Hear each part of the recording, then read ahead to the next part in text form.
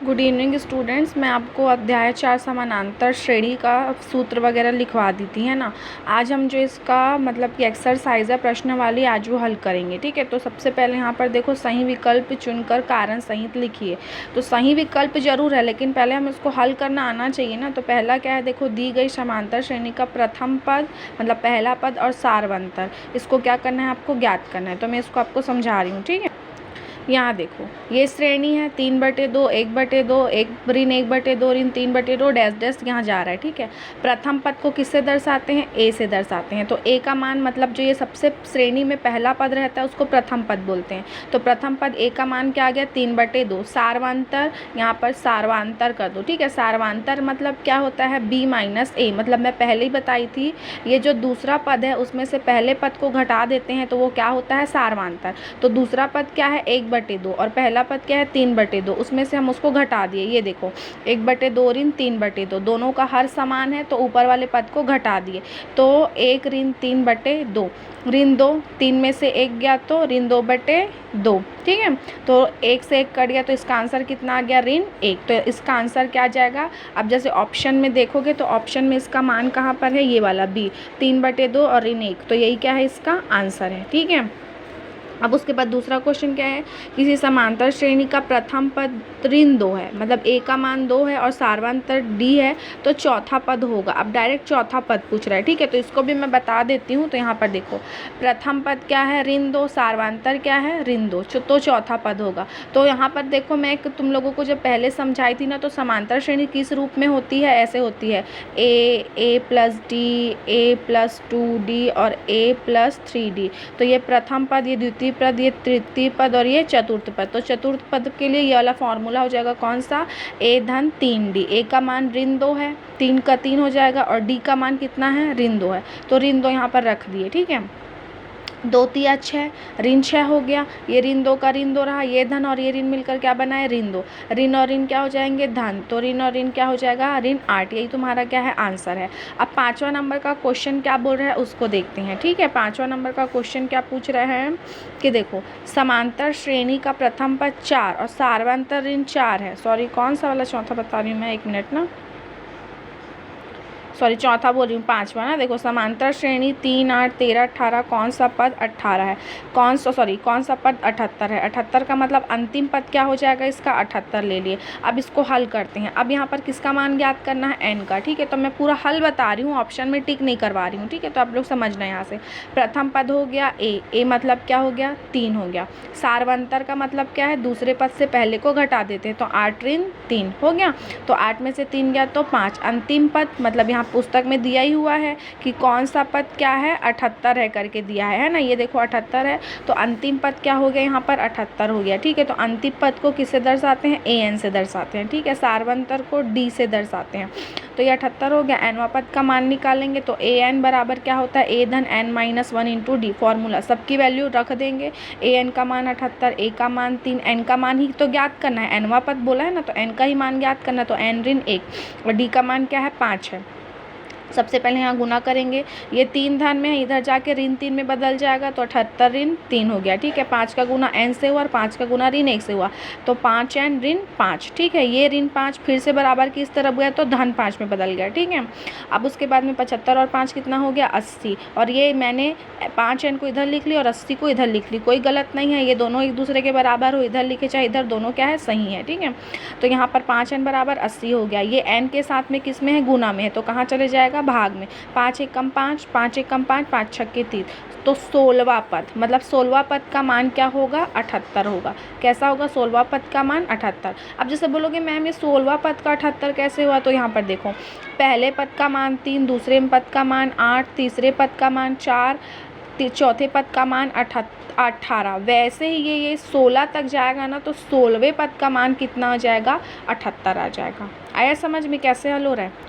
अब यहाँ पर ये वाला क्वेश्चन देखो, निम्नलिखित श्रेणियों में, दूसरा वाला ना, श्रेणियों में कौन सी समांतर श्रेणी है, कारण भी बताइए। तो यहाँ पर देखो, समांतर श्रेणी का मतलब क्या होता है, जब दूसरे पद से हम पहले पद को घटाते हैं तो हर बार उनका जो डिफरेंस है वो क्या होना चाहिए, सेम होना चाहिए। तो जब तुम एक ही घात 2 से ए को घटाओगे तो वो घटेगा क्या एक जैसा, नहीं। तो ये पहला वाला क्या होगा, नहीं होगा।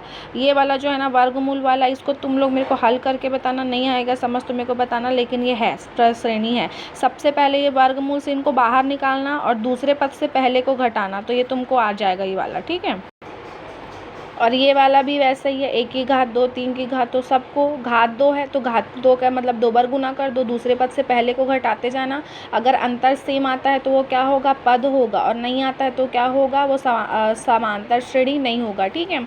अब ये वाला तो दिख ही रहा है तुमको, यहाँ पर तुमको दिख रहा है कि जब ऋण 8 में मैं ऋण 4 को घटाऊंगी तो मेरे पास फिर से ऋण 4 आएगा, ऋण 12 में ऋण 8 को घटाऊंगी तो फिर से मेरे पास 4 आएगा। तो ये समांतर श्रेणी है, दिख ही रहा है। ये मिश्र भिन्न है, तो मिश्र भिन्न में क्या करोगे, सबसे पहले तो मिश्र भिन्न को कर दूंगी, 18 दूनी 36, 36 और 1 37, 37 बटे 2, और यहाँ पर क्या हो जाएगा, यहाँ पर क्या आ जाएगा, 20 दूनी 40, 40 और 1 41, 41 बटे 2।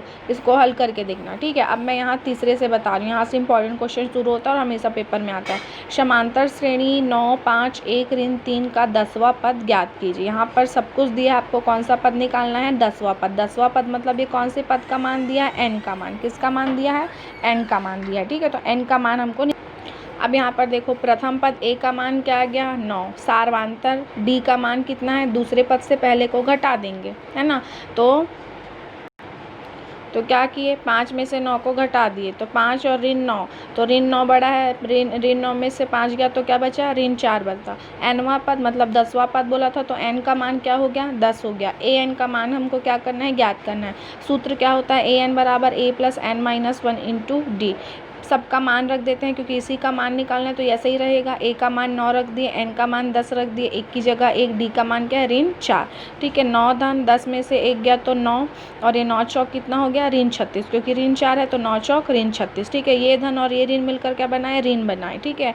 तो ये हो जाएगा 36 में से 9 गया तो कितना बचेगा, ऋण 27, क्योंकि 36 बड़ा है और 36 के सामने कौन सा निशान है, ऋण का निशान है, इसलिए हम उसको छोड़ेंगे नहीं, ठीक है।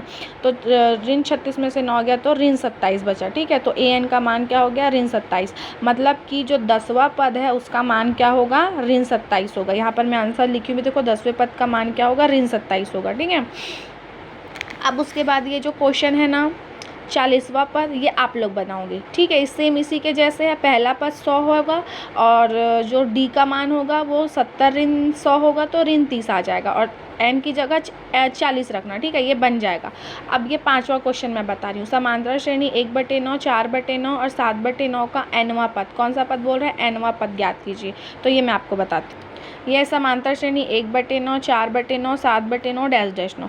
प्रथम पद मतलब a का मान क्या हो गया आपके पास में, 1/9। सार्वंतर का मतलब क्या हो गया, दूसरे पद में से पहले को घटा दिए तो b ऋण a, ठीक है। तो ये हो गया 4/9 में से 1/9 को घटा दिए तो दोनों का हर समान है, तो ऊपर वाली संख्या क्या है, कौन सा निशान है, ऋण का, तो घट जाएगा। तो 4 ऋण 1/9, तो 4 में से 1 गया तो 3, 3/9, 3 एकम 3, 3 तिया 9। तो यहाँ पर d का मान क्या आ गया, 1/3। an का मान निकालना है ना, क्योंकि बोला है कि nवें पद का मान मतलब इसका मान निकालना है, कैसे भी करके इस पद का मान निकालना है। n का मान नहीं दिया है तो जो मान दिया है उस पर रख देते हैं। तो an बराबर क्या होता है, सूत्र a plus n minus 1 into D, रख दिए मान। यहाँ देखो, पहले पद का मान आ गया 1/9 धन n ऋण 1, क्योंकि n का मान नहीं दिया है, यही मान तो हमको निकालना है करके, ठीक है। ये मान नहीं निकालना है हमको, an का मान निकालना है, लेकिन n सहित बोला है। nवां पद बोला है तो n की जगह n ही रखते, अगर mवां पद बोलता तो n की जगह क्या रखते, m रखते, ठीक है। nवां पद बोला इसलिए n ही रखें। 1/3 हल किए, 1/9 की जगह 1/2, 1/3 का गुना पहले n से तो n/3, 1/3 का गुना ऋण 1/3 से तो ऋण 1/3। सबसे पहले इसको जोड़ते घटाते हैं तो हर क्या होना चाहिए, समान होना चाहिए। यहाँ पर 9 है, यहाँ पर भी 9 होना चाहिए, यहाँ पर भी 9 होना चाहिए, एलसीएम क्योंकि 9 ही आएगा। तो 3 का गुना किससे होगा, 3 से। यहाँ पर भी 3 का गुना किससे होगा, 3 से। तो अंश और हर दोनों में ही क्या करेंगे, 3 का गुना करेंगे, ठीक है।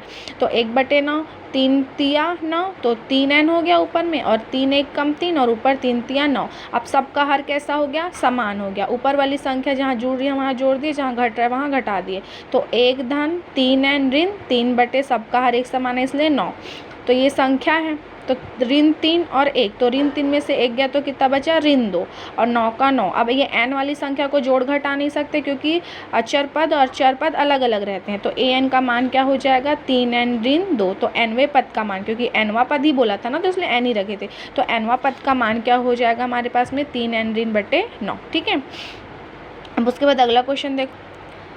अब उसी के जैसे यहाँ पर देखो, समांतर श्रेणी का mवां पद, तो n की जगह n रखी थी ना, अब n की जगह क्या रखोगे, m। मतलब जहाँ पर n है वहाँ पर क्या रखना है, आपको m रखना है और क्वेश्चन को सॉल्व करना है। जैसे ही जस्ट ये जो 5वें नंबर का क्वेश्चन है ना वैसे ही होगा। अब यहाँ पर देखो 7वां क्वेश्चन, समांतर श्रेणी 8, 15, 22 का अंतिम पद 218 है, इसको मैं बता रही हूँ और 8वां क्वेश्चन आप सॉल्व करना। ठीक है, चलो देखते हैं। ये हो गया, प्रथम पद a बराबर 8, सारवांतर d बराबर b माइनस a, तो b का मतलब 15 और a का मतलब 8, तो घटा दिए, 15 में से 8 गया तो कितना बचा, 7, मतलब d का मान क्या हो गया आपके पास में 7। अंतिम पद मतलब an का मान क्या है, 218, क्योंकि दिया हुआ है क्वेश्चन में, मैंने अपने मन से नहीं लाई हूँ। अंतिम पद क्या है, 218 है। सूत्र क्या होता है, an बराबर a धन n माइनस 1 इंटू डी। ठीक है, सूत्र में मान रख दिए, an का मान 218 रख दिए, a का मान 8 है, 8 रख दिए, n का मान ही हमको ज्ञात करना है तो n ऋण a ही रहा, d का मान कितना है 7। ठीक है, हल करेंगे, 218 का 18, 8 का 8 रहा, 7 का गुना पहले n से होगा तो 7n, 7 का गुना ऋण 1 से हुआ तो ऋण 7। ठीक है, हो गया। यहाँ पर ब्रैकेट ओपन किए, सबसे पहले गुना को हल करते हैं ना, ये ध्यान रखना। तो यहाँ पर 7n और ऋण क्या हो गया 7। अब यहाँ देखो 8 है, ऋण 7 है, तो 8 में से 7 गया तो क्या बचा, 1 बचा। ये धन था, ये ऋण था, तो क्या हो गया, घट गया। अब यहाँ पर से देखो ये 1 है ना, तो 1 को इधर भेजे तो क्या हो गया, ऋण 1। यहाँ पर 218 ही रहेगा ना, ये देखो यहाँ 218 ही है, इसको गलत मत वो मत करना। ठीक है, अब यहाँ पर देखो ये 7n का 7n ही रहा, ये ऋण 1 इधर गया तो क्या हो जाएगा, 218 में से 1 गया तो क्या हुआ, 217 हो गया। 7n इधर आ गया, दोनों बराबर इसलिए आगे पीछे लिख सकते हैं। तो यहाँ पर जो n के साथ में 7 है वो गुना में है, तो यहाँ कहाँ चले जाएगा, भाग में चले जाएगा। तो 217 बटे 7, 7 या 21, 7 एक कम 7, तो n का मान क्या हो गया 31, मतलब 31वें पद का मान क्या हो जाएगा, 218 होगा। ठीक है, तो अभी मैं 7वां तक समझाई हूँ, 8वां होमवर्क करोगे उसके बाद मैं बताऊँगी। ठीक है, चलो बाय। और मैथ्स का असाइनमेंट के क्वेश्चन सभी लोग जल्दी से जल्दी हल करो और चेक कराओ, फिर उसको फेयर करना। ठीक है, चलो बाय।